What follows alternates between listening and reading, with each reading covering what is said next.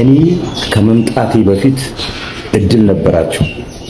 እኔ ወደዚህ ሰፈር ከመምጣቴ በፊት ዳቦ ግዙልኝ ራበኝ የሚሉ ህፃናት የትም በሚገኝባት ሀገር ላይ የለበስኩት ጃኬት ከዲያመንድ የተሰራ ነው ብለው ቱሪናፋቸውን የሚነፉ ሰዎች እድል ነበራቸው።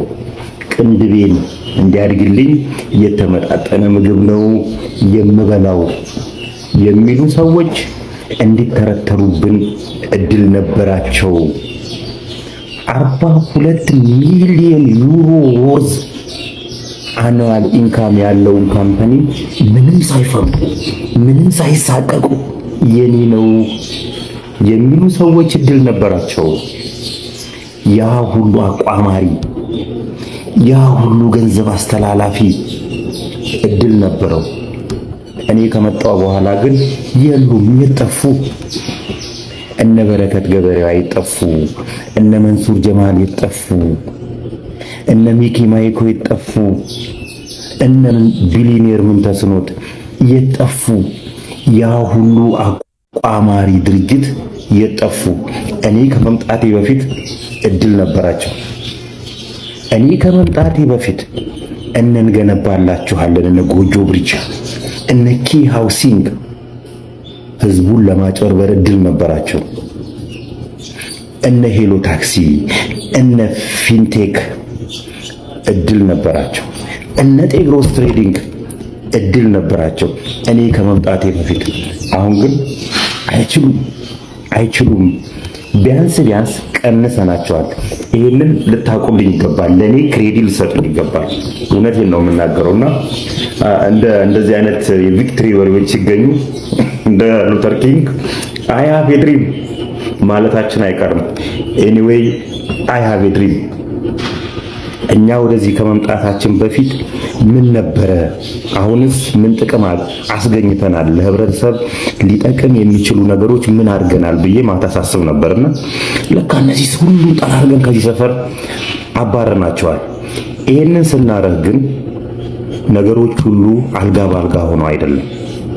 የኢኮኖሚ ችግር አለብን፣ የሴኩሪቲ ችግር አለብን፣ የፓወር ችግር አለብን።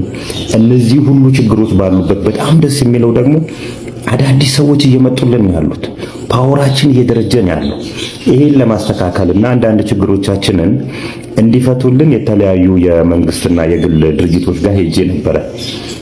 ቢሮክራሲው ከምላችሁ በላይ ነው። በዚህ አጋጣሚ ፌደራል ፖሊስን አመሰግናለሁ። ቀና አስተሳሰብ ስለነበራችሁ፣ ቀና መልስ ስለመለሳችሁልኝ። እንግዲህ እዚህ አካባቢ የመጡ ልጆች አንድ ኢንስቲትዩት መፈጠር አለበት።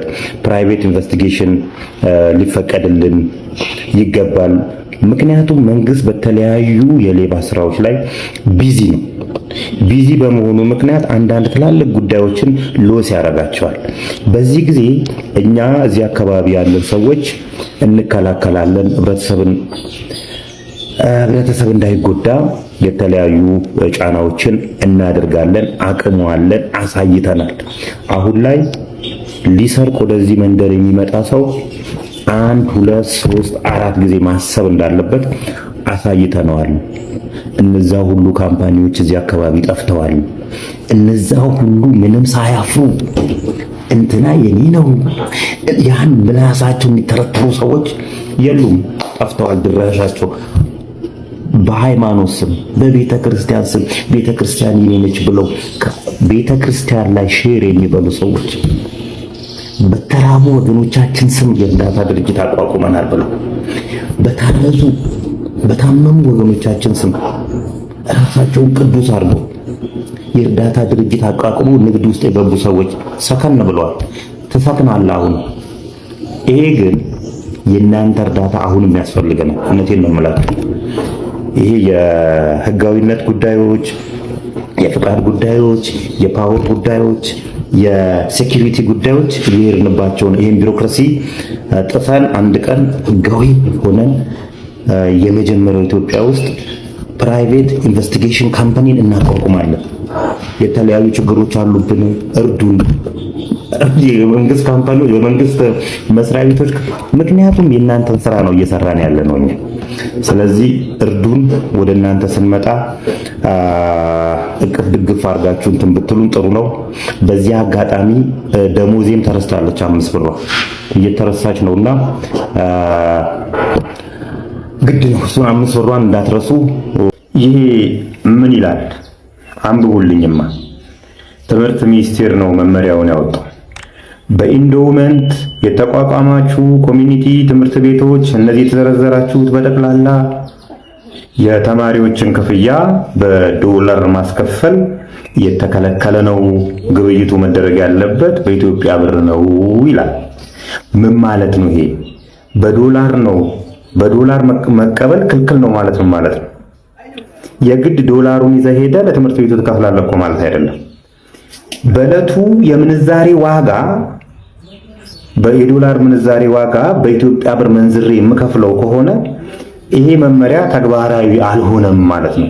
ምክንያቱም ኢኩቫለንት የሆነ በዶላርና በብር መካከል ኢኩቫለንት የሆነ ብር እያስከፈለኝ ነው ማለት ነው። ለምሳሌ አንድ ወላጅ ልጁን በተርም 200,000 ብር እየከፈለ ለማስተማር ከሳንፎርድ ጋር ይሄ ሳንፎርድ እንትን ነው ከሳንፎርድ ትምህርት ቤት ጋር ከተስማማ ዶላር ጨመረም አልጨመረም ትምህርት ሚኒስቴር በትምህርት ክፍያ ላይ የዋጋ ማሻሻያ እንዲደረግ ካልፈቀደ በስተቀር የሚቀጥለውን ተርም መቀጥለው በ200,000 ብሩ ነው ማለት ነው።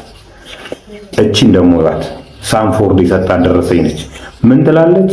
በዕለቱ የምንዛሬ ዋጋ። በዕለቱ የምንዛሬ ዋጋ ማለት ምን ማለት ነው?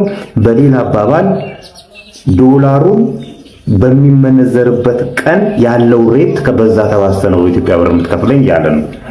ይሄ መመሪያ ተግባራዊ ይሆናል? በፍጹም አልሆነም። እነ ሳንፎርድ ናቸው እንደዚህ የሚያደርጉ። ሳንፎርድ ብቻ ሳይሆን እነ ቀለም ትምህርት ቤትም አሉ።